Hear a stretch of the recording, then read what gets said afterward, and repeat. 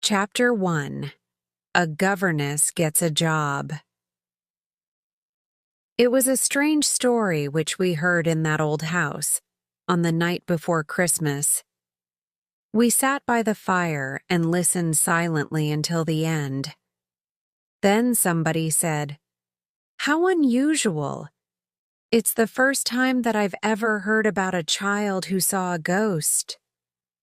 I could see that Douglas wanted to say something. After a few seconds, he spoke. "It's not the only time that a child has seen a ghost.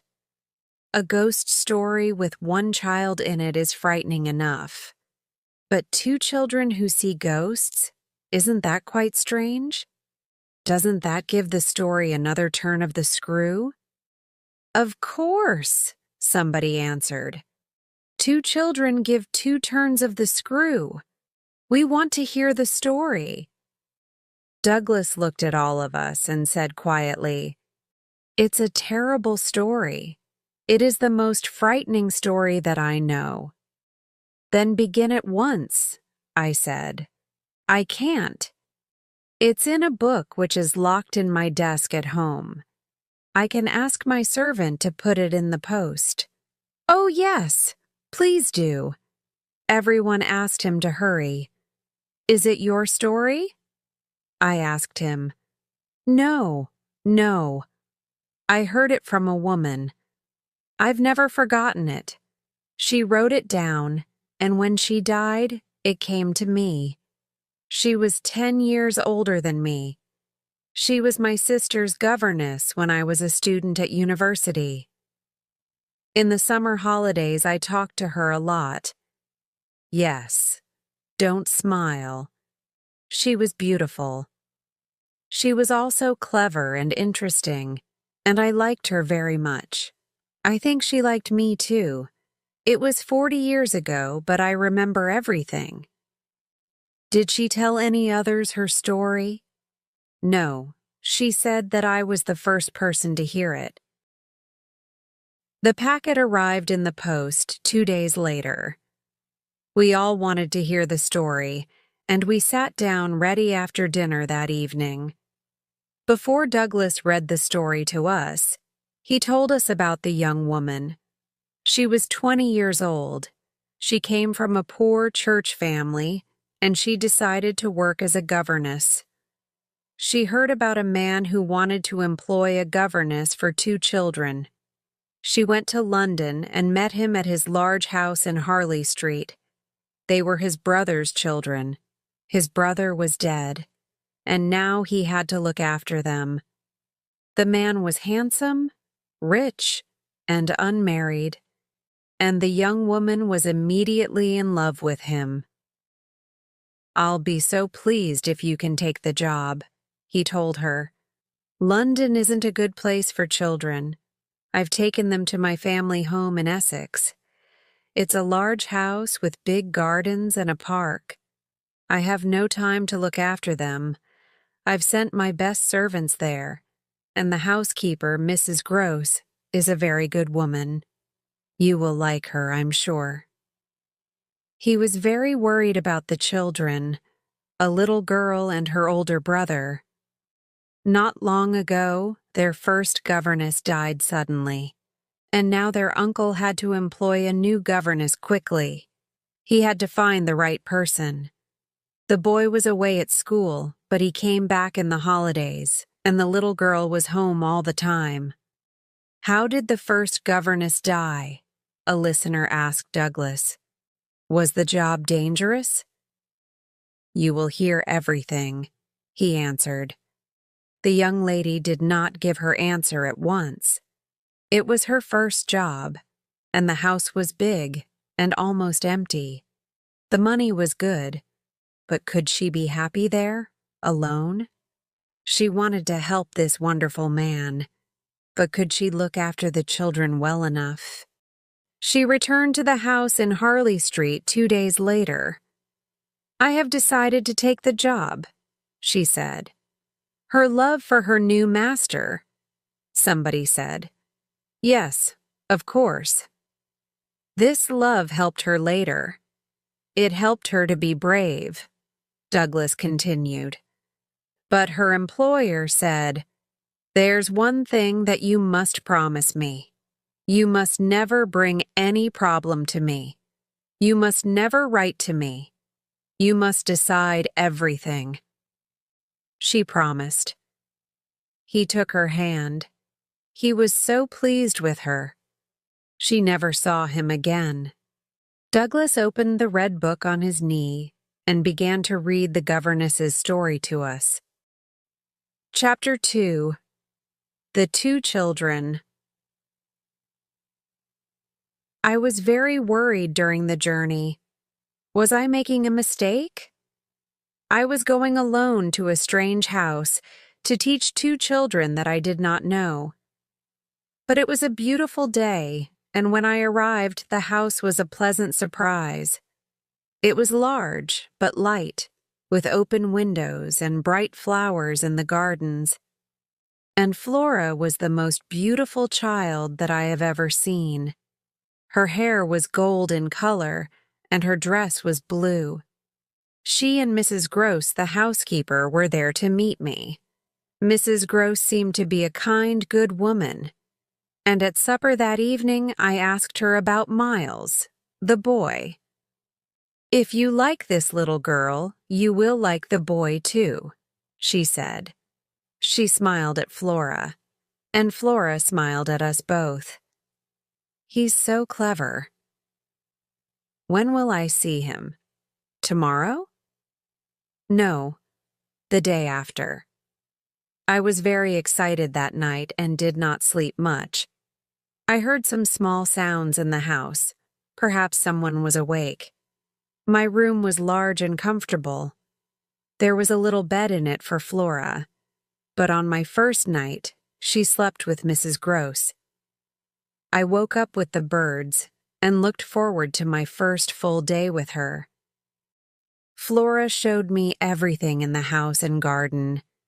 She showed me the secret places, the old stairs, the empty rooms. After half an hour, we were good friends. Perhaps, I thought, I'm in some wonderful story. But no, it's real, and it will be an adventure for me. I remembered my promise to my employer that evening. A letter came from Miles's school. I was not excited now, but worried. The head at the school wrote that Miles could not go back there again. "They won't take him back," I told Mrs. Gross. "Never?" she asked, surprised. "Never. Here, you can read the letter." I gave it to her, but she shook her head sadly. "I cannot read," she said. "What has he done?" She was almost crying. They don't say, but they think that he's dangerous to the other children. Dangerous? Mrs. Gross was angry now. Is he a bad child? He's only 10 years old. How can he be bad? Is she bad? She pointed at Flora, who was sitting quietly at the table. The little girl was writing, practicing her letter O's. "Naughty, then?" I asked her. "Oh, yes, of course he is sometimes naughty, but every boy must be naughty sometimes. Yes, a boy who is not naughty is not a boy for me." Later, before Miles arrived, I asked her about the last governess. What kind of lady was she? She was young and pretty like you? Was she careful with the boy? With some things, yes. But perhaps not with everything. But she's dead now, so I mustn't speak badly of her. "Yes, of course," I said quickly. "Was she ill? Did she die here?" "No, she went for a holiday. Then she died, the master told me." "How did she die?" "He didn't say." And she would not tell me any more. Miles was as beautiful as his sister. I loved him too, as soon as I saw him. He had a sweet innocence, and I could not understand the school's letter. "He can't be bad. It's not possible," I said to Mrs. Gross later. "Look at him." "Yes, I look at him all the time," she smiled. "What will you do?" "I won't answer the letter. I can't write to his uncle, and I won't speak to Miles about it." "Good," Mrs. Gross said. "Then together we'll be friends to the two children." She kissed me like a sister. Chapter 3. A Frightening Face. I did not give the children many lessons during those first weeks. Perhaps they were teaching me now. They were teaching me to laugh, to play, to be free. I was more innocent than the children. I know that now. In the evenings, when they were in bed, I liked to walk among the summer flowers in the gardens and under the old trees in the park. Sometimes I could see the face of my employer in front of my eyes. "He's smiling at me," I thought. "He's pleased with me. I'm looking after the children well for him." One evening in June, I walked about 3 miles through the park. When I came back to the house, I looked up and saw a face. Was it my employer's face, which I thought about so much? No, it was not. I realized that very quickly. A man stood on the roof of the tower. There were 2 towers, one at each end of the roof. Each tower had a room inside, and you could climb out onto the roof from them. Flora took me there on my first day. I did not know this man. I saw him very clearly, and he was watching me. He stood still and stared at me for a minute, then turned away. I was frightened. Was there a secret in this old house? I wanted to ask Mrs. Gross, but when I came back into the house, everything seemed quite ordinary again. I did not say anything to her, but for many days I thought about it. Finally, I decided, it was a stranger who found a way into the house. But he's gone now, so I can forget him. I won't worry about it. I preferred to enjoy my days with the children. I was never bored with them. They were happy, and they made me happy too. I did not think about my family at home now. Flora and Miles were my family, and this was my home. One Sunday in the early evening, Mrs. Gross and I decided to go to church together. My bag was in the dining room, and I went in there to get it. Suddenly, I looked up and saw a face at the window. It was staring at me through the glass. It was the man who I saw on the roof. I stared at him. He stared at me. I did not know him, but I felt, strangely, that I knew him very well. Then he looked around the room. He's looking for someone, but not for me, I realized. Then I felt brave. I ran outside and looked for him, but he was not there. The garden was empty. I went back to the window, put my face against the glass, and stared in. Mrs. Gross walked into the dining room and saw me. She turned white and came outside to meet me. Why is she frightened? I asked myself. What's the matter? She asked me. Your face is white. You look terrible. My face? I said. I was frightened. You saw my face at the window, but when I was in the dining room, I saw a man's face in the same place. Who is he? Where has he gone? I have no idea. Have you seen him before? Yes, once. He was standing on the roof of the tower. And you didn't tell me? What was he doing there? He looked at me, that's all. He was a stranger, a dreadful man. Mrs. Gross looked out over the gardens once more, then said, Well, it's time for church now. No, I can't go to church. Not now. I can't leave the children. It's not safe. It isn't safe? She asked. He's dangerous, I replied. She realized something then. I could see it in her face. What did he look like? She asked.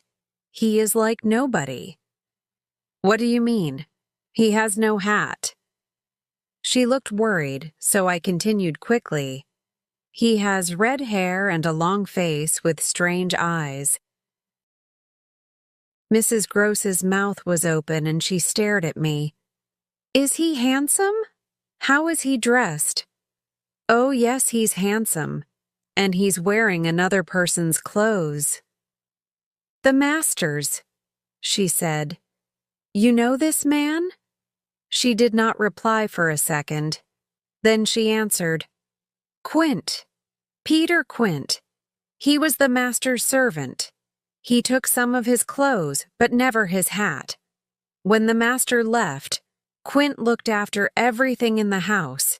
He was only a servant, but he gave the orders. Then where did he go? Go, she said. Oh no, he died. Died? I almost screamed. Yes, she said. Peter Quint is dead. Chapter 4. Two people who died. Mrs. Gross and I talked a lot about Quint's ghost. I have never seen anything, she said. But she knew my story was true. Who was he looking for? She asked me. He was looking for little Miles, I said, because suddenly I knew that it was true. Mrs. Gross looked frightened. The child? She asked. His ghost wants to find the children. How do you know? I know. And you know too, don't you? She did not answer, so I continued. Miles never speaks about Quint. Isn't that strange? He says nothing to me. They were great friends, Miles and Quint, you told me. It was Quint's idea, Mrs. Gross said. He wanted to play with Miles all the time. He was too free with him. Too free. He was too free with my boy. This was terrible. He was too free with everyone. So he was truly a bad man. I knew it, but the master didn't. He didn't like to hear about any sort of trouble. I couldn't tell him. I was afraid. What were you afraid of? Quint was so clever. He could do terrible things. A dreadful man with those innocent little children. Couldn't you do something? I couldn't say anything. Peter Quint gave the orders. She began to cry. Did Mrs. Gross tell me everything? No, there was something that she didn't say. I had to be brave. I had to watch carefully. The children must not meet this ghost. And then one afternoon, I took Flora out into the garden. Miles was reading inside, so Flora and I walked down to the lake together. It was hot, and we walked under the trees for much of the time. When we arrived at the lake, I sat down with a book, and for an hour everything was quiet. Suddenly I thought, someone is watching us. But I did not look up at once. I looked at Flora first. She had stopped playing and was very still. She can see the person too, I thought. Then she turned away quickly from the lake. Now I had to look up. A woman was standing on the other side of the lake, a dreadful woman dressed in black. She was staring at Flora. I knew that she was the ghost of Miss Jessel, the children's old governess. Flora saw her too, I told Mrs. Gross later. Did she tell you? Mrs. Gross asked. No.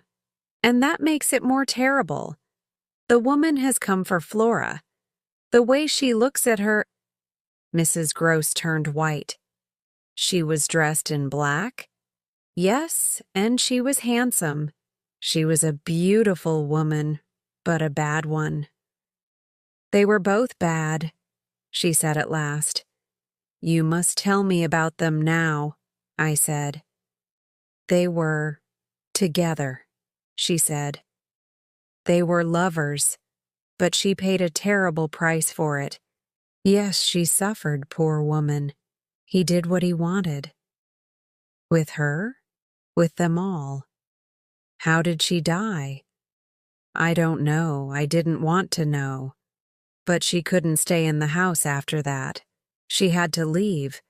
She was a lady, and he was only a servant." "And Peter Quint, how did he die?" "He drank too much one night. He came out of the bar in the village and fell down on the ice. He cut his head on a stone. Well, that's what people say. Nobody really knows." "It's all so terrible."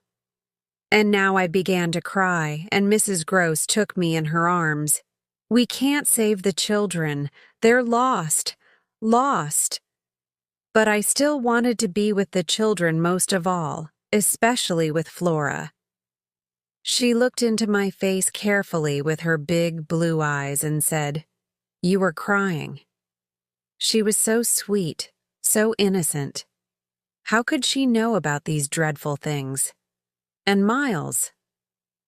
I asked Mrs. Gross about Miles. "He was sometimes bad," you said to me. "How was he bad?" "Naughty," she replied. I said naughty, not bad. "Please tell me," I continued. "He's always so good with me, so when he was bad, or naughty, it was unusual. What happened?" We were talking late into the night, and now the gray light of morning was coming.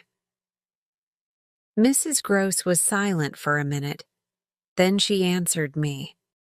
"Quint and the boy were together all the time. I didn't like it.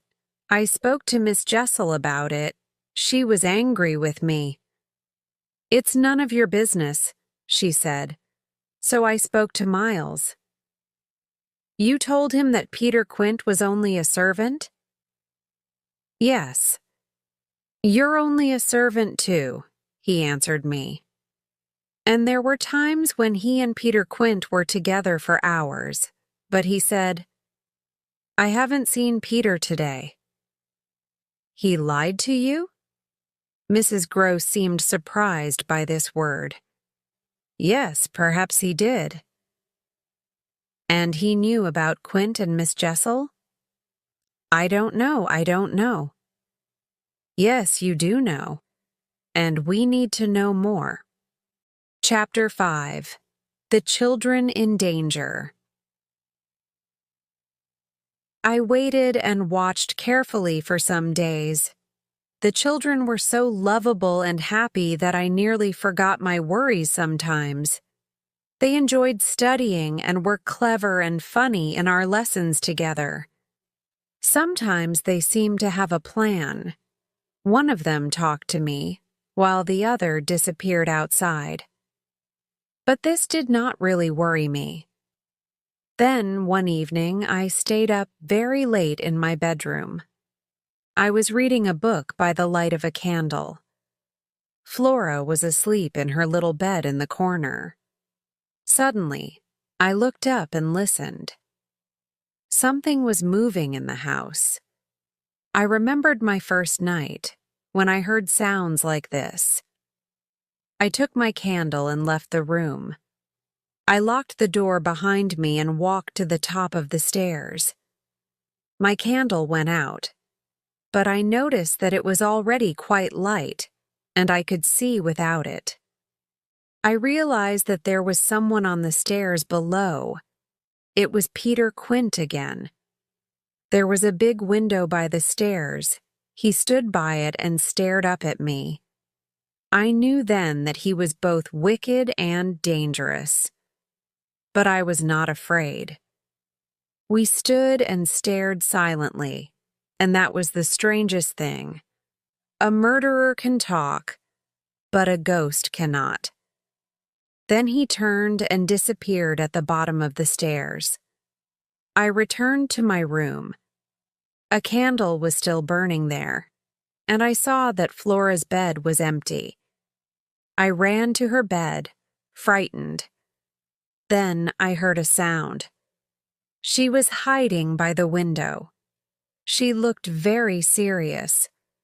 "You naughty person. Where did you go?" I sat down, and she climbed onto my knee. "Were you looking for me out of the window?" I asked her.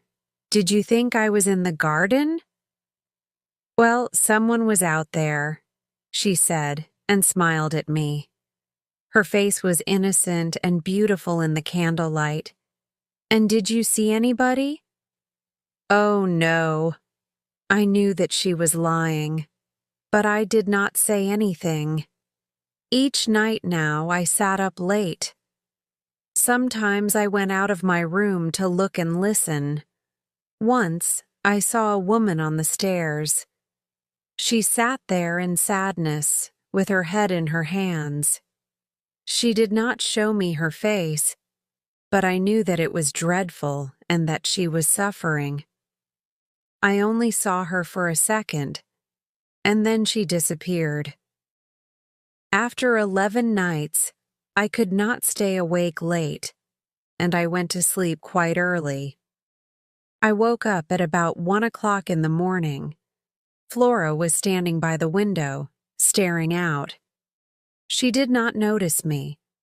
There was a full moon, and I could see her face in its light. She was giving herself to something out there, to the ghosts that we saw by the lake. I got up. I wanted to find another room with windows that looked out onto the garden. The room in the tower was the best one. It was a big, cold bedroom. Nobody ever slept there. I put my face against the glass of the window. The garden was very bright in the moonlight. Somebody was standing on the grass and staring up above me, at the tower. So, there was another person out there, on the roof of the tower. But the person in the garden was not the ghost of the woman. It was little Miles. When I went down into the garden, Miles came in quietly with me, back to his bedroom. "Tell me now, Miles," I said. "Why did you go out? What were you doing in the garden?" "Will you understand?" he asked me with his wonderful smile. I felt almost sick while I waited to hear. He planned to tell me everything?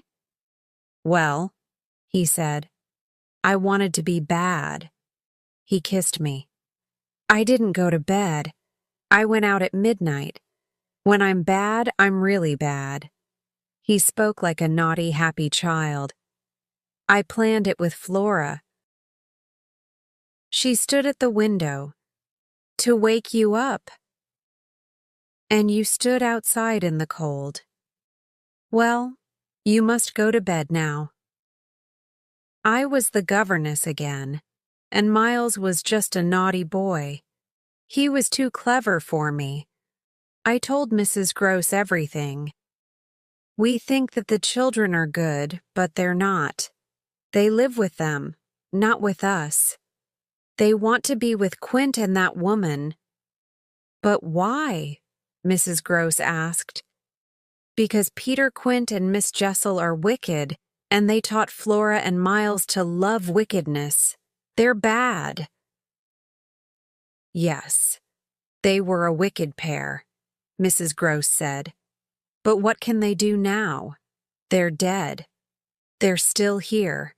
Their ghosts are looking for our children. They can still take Miles and Flora from us." Oh my goodness. They wait in high, strange, or dangerous places. The roof of the tower, the other side of the lake. It's dangerous but exciting for Flora and Miles. They'll try to get to those wicked people. And a terrible accident can happen. I see, said Mrs. Gross. We must stop this. Their uncle must take them away from here. I can't write, so you must write to him. What can I say? How will he know that it's true? My employer will be angry with me, I thought. I wanted so much to be brave and to help him. Mrs. Gross took my arm. He must come, she said. He must come back and help us. Chapter 6. A letter to Miles's uncle. The summer changed into autumn. I didn't see any more ghosts, and I did nothing. The sky was gray, and dead leaves blew onto the grass. Did the children see things? Sometimes everything suddenly went quiet in the schoolroom. I think that wicked pair were with us then. I think, too, that the children could see them, but usually they were happy and worked hard. They were very interested in their uncle. Will he come soon? They asked me. They wrote beautiful letters to him. We can't send them to him, I explained. He's too busy. Perhaps he'll come later in the year. I wanted to speak to the children about the ghosts, but I couldn't find a way. They stayed silent about them, and so did I. Sometimes alone I thought about it all night, but my thoughts stayed secret. Everything felt heavy, like a storm was coming. Then the storm came. I was walking to church one Sunday morning with Miles. Flora and Mrs. Gross were in front. It was bright, cold autumn weather now. Can you tell me, Miles said, when I'm going back to school? His voice was sweet, but the words surprised me. I stopped suddenly. He smiled at me. I'm a boy, you know, and I'm getting older now. I'm with a lady all the time. Is it a good idea? She's a wonderful lady, of course. But a boy needs other boys and men. We walked on now. Were you happy at school? I asked him. He thought for a second. Oh, I'm happy enough anywhere. Then you must be happy here too. Yes, but I want more interesting things to see and do. I see, I said. Does my uncle know about me, about everything? I don't think he's interested, Miles, I answered. Then he must come and visit us. Who will ask him? I will, Miles said. We were at the church now, but I did not go in.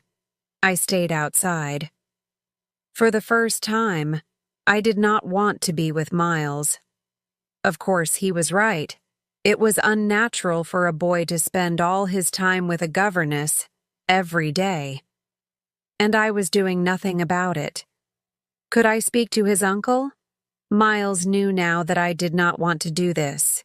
He'll use it in his plan, I thought. He and Flora looked innocent, but they were not. I must leave this house. I'll go back and get ready. I can leave today. In the house, I went up to the schoolroom for my books. I opened the door. But there, sitting at my table, was that dreadful woman, Miss Jessel. She was writing, I knew it, to her lover, Quint. Her tired face was full of suffering. She was using my pen, my paper. She stood up, and for a few seconds she looked at me. I stared at her. Then I screamed, "You're a wicked, terrible woman." She seemed to hear me.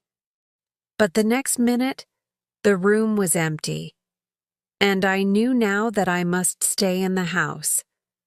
I could not leave. I've talked to Miss Jessel, I said to Mrs. Gross later by the fire. Mrs. Gross was surprised, but she stayed calm. And what did she say? She's suffering. She wants Flora. I've decided to write to the children's uncle. Oh, yes, Mrs. Gross said. You must. I'll tell him this, I said. I cannot teach a boy who is wicked. The school has sent him home because of his wickedness. But we don't know. Yes, we do, I said. He seems to be so good that he must be wicked, really wicked. I'll write tonight. I began the letter that evening. There was a strong wind and heavy rain outside. But it was quiet in my room, and Flora was asleep in her little bed. I stood up, took my candle, and went to Miles's bedroom door. I listened. He called out, "Come in, I can hear you outside." He was awake, but in bed. "Aren't you sleeping?" I asked him. "No," he answered quite happily.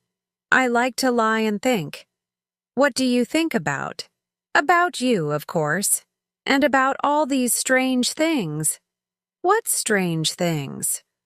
"Oh, you know." I held his hand and he smiled up at me. "Of course you can go back to school," I said, "but we must find a new one for you." He looked so young and innocent in his bed. "You didn't say anything before," I continued. "What do you really want?" He shook his head. "I want to go away." "Oh, you know what a boy wants." "Do I?" "You want to go to your uncle?" I asked him. "He must come here?" "Yes, but he'll take you away, Miles."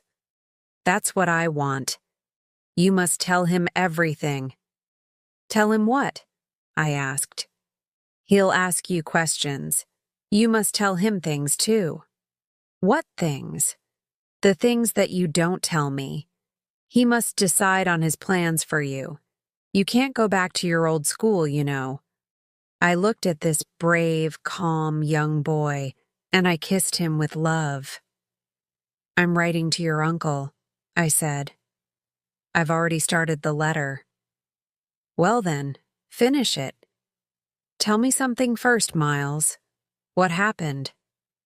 He looked at me, surprised. "What happened here in this house? What happened at school?" He was still looking at me. I held my arms out to him. "Oh, Miles," I said. "Dear little Miles, I want to help you. I don't want to hurt you. I want to help you so much." But I knew at once that this was a mistake. Suddenly there was a loud and terrible noise, a crash against the window. The cold wind blew into the room. Miles screamed. I jumped up. Everything was dark. "The candle has gone out," I said. "I blew it out, my dear," Miles said. Chapter 7. Flora Disappears. After the children's lessons the next day, Mrs. Gross asked me, "Have you written the letter?" "Yes, I've written it." I did not tell her that it was still in my pocket. I had to send it. I knew that now. Later, I put it on the table by the front door. One of the servants will find it and take it to town, I thought. In the afternoon, Miles came to me. "Shall I play some music for you?" he asked. He knew that he was winning and that he was free now. He did not need to fight me. He could be friendly. The music was strange and beautiful. I was almost asleep. When it finished, I jumped up. "Where's Flora?" I asked. "How do I know?" Miles replied. He laughed and started to play again. I looked in my room, but Flora was not there. I went to Mrs. Gross. Mrs. Gross did not know where she was. "Perhaps she's in one of the empty rooms," she said. "I thought that she was with you." "Usually I stayed with Flora all the time." "No, she's outside, somewhere quite far away," I answered. Mrs. Gross looked surprised. "Without a hat?" she asked. That woman that doesn't wear a hat, I said. She's with her. We must find them. Mrs. Gross did not move. And where is Miles? Oh, he's with Quint in the schoolroom. He stayed with me so that Flora could get away. He's free now. He can do what he likes. We stood by the front door. The afternoon was gray, and the grass was wet. You aren't wearing your outdoor clothes, Mrs. Gross said. It doesn't matter. Flora hasn't got outdoor clothes on either, I replied. I can't wait to dress. If you want to dress, you must stay behind. Look for Flora upstairs. And see him? Was her frightened reply. She came outside with me at once. We walked quickly to the lake. I was sure that Flora was there. She wanted to go back there alone, I explained to Mrs. Gross. She and Miles planned this, and I'm sure that Miss Jessel is by the lake now. We arrived at the lake, but we could not see Flora. She's taken the boat, I said, and hidden it on the other side. We must walk around and find her. How could she do all that? She's only a little girl. No, sometimes she's an old woman, I said. And there's someone with her. You'll see.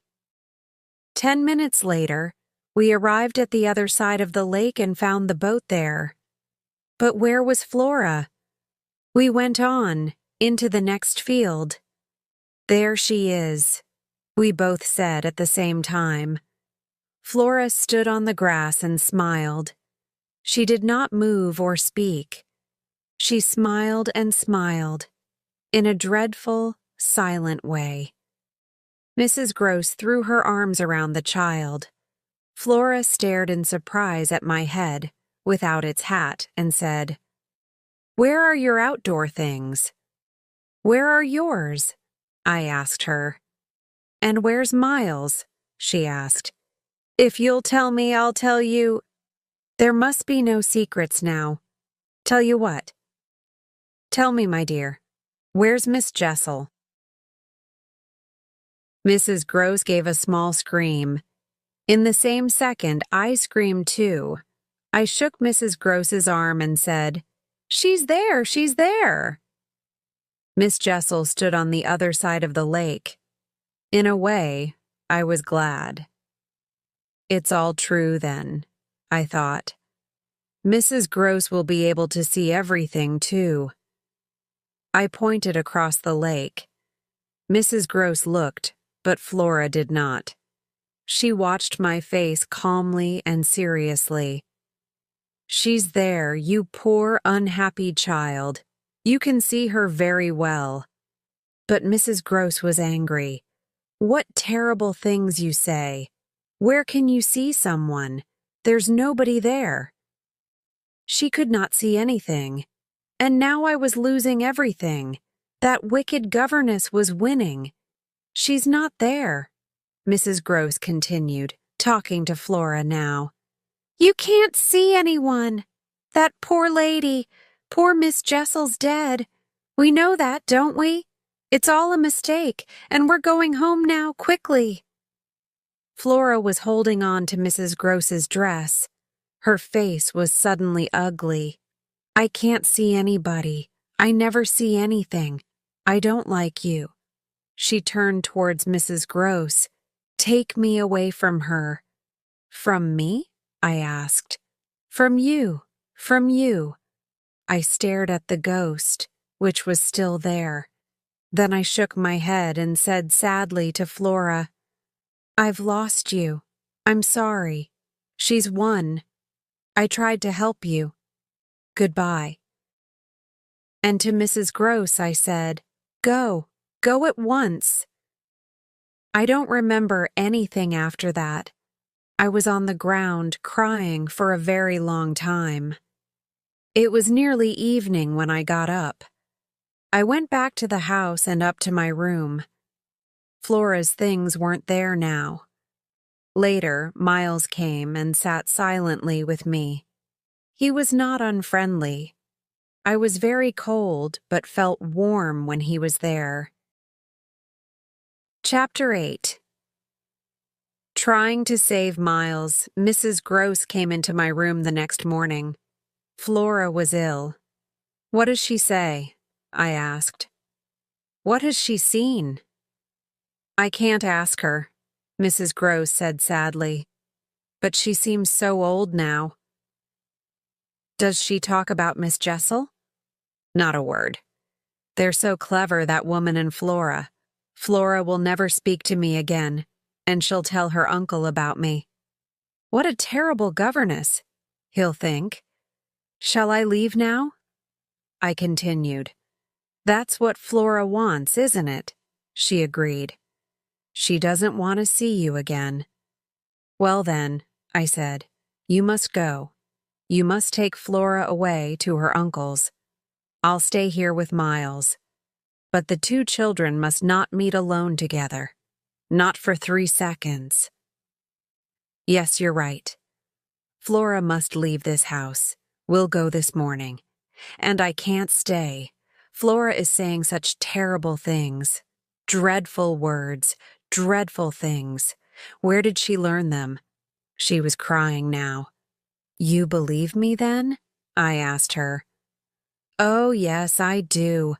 I must take Flora far away, far from them," she said. "My letter. It will arrive in town first," I said. She shook her head. "No, it won't. It's disappeared." "What do you mean?" "It disappeared from the table by the front door. The other servants haven't seen it. Miles took it?" This was terrible. "Then he's read it. So he's a thief. He was stealing letters at school then. I must talk to him. If he talks to me, we can save him." The servants were surprised when Flora left with Mrs. Gross. They stared at me silently when I walked through the house. But Miles did not seem worried. We ate lunch together in the large dining room. "Is Flora very ill?" he asked me. "She'll get better in London." "Take some meat, Miles," I said. He filled his plate and we ate quickly. Miles got up and stood with his back to me and his hands in his little pockets. We did not speak while the servant took the plates away. "Well," Miles said, "we're alone now." "Not quite alone," I answered. "Of course, there are the others," he said. "But they're not important, are they?" He walked to the window and put his face against the glass. Was he looking for something or somebody? "Have you enjoyed yourself today?" I asked. "Oh, yes. I'm so free now. I walked miles and miles. I went everywhere. And do you like it?" "Do you?" he replied. "You are more alone now." "It doesn't matter," I said. "I'm happy to be here. And why am I still here? For you, of course." He stared at me, and his little face was both handsome and serious. "You're staying here just for me?" "Yes. I'm your friend, and I want to help you. I told you so, that night, in your bedroom. Do you remember?" "Yes, but you wanted something from me too." "Yes. Tell me everything, Miles. That's what I want." "Ah, you're staying here so that I can tell you everything." "Well, yes, it's true." "Now?" he asked. "It's a good time. Or do you want to go out again?" "Yes, I want to go out very much." He picked up his hat and was ready to leave. "I'll tell you everything, I promise. But later, not now." "Why not now?" He turned to the window again and was silent. "I have to see the gardener," he said. He was lying. I knew it. Someone was waiting for him outside. Well then, I said, tell me just one little thing before you go. Did you take my letter from the table by the door? Then, in that same second, I saw the terrible face of Peter Quint at the window again. The room changed, and everything felt bad. But Miles saw nothing. Yes, I took it, he said. I took him in my arms. He could not see the ghost, and he was not lying now. These were two good things. The face still stared at us through the glass. Why did you take it? I wanted to know what you wrote about me, he said. And did you open the letter? I asked. I opened it and then I burnt it, he said. And did you do this at school? Did you steal letters and burn them? Did you steal other things, Miles? Me? He asked. Steal? His voice told me that this was a terrible question. My face was red. Well, why can't you go back? What did you do then? I said things, the boy replied, to a few people, and then all the masters heard about it. That's all. What things? I asked, but he didn't say. Perhaps he really was innocent. Didn't they tell you? Well, there were some bad things. Perhaps they were too bad for a letter. But the face at the window came closer. It wanted to stop Miles, to stop his true answers. I screamed and held Miles again. No more, no more, I shouted to the ghost. Is she here? Miles asked and turned his eyes to the window. But he could still see nothing. She? I asked. Miss Jessel, Miss Jessel, he shouted in anger. I understood then. He was thinking about Flora's story. No, it's not Miss Jessel, but that other dreadful face, that wicked man. He's at the window for the last time. He got angrier then and the room felt worse.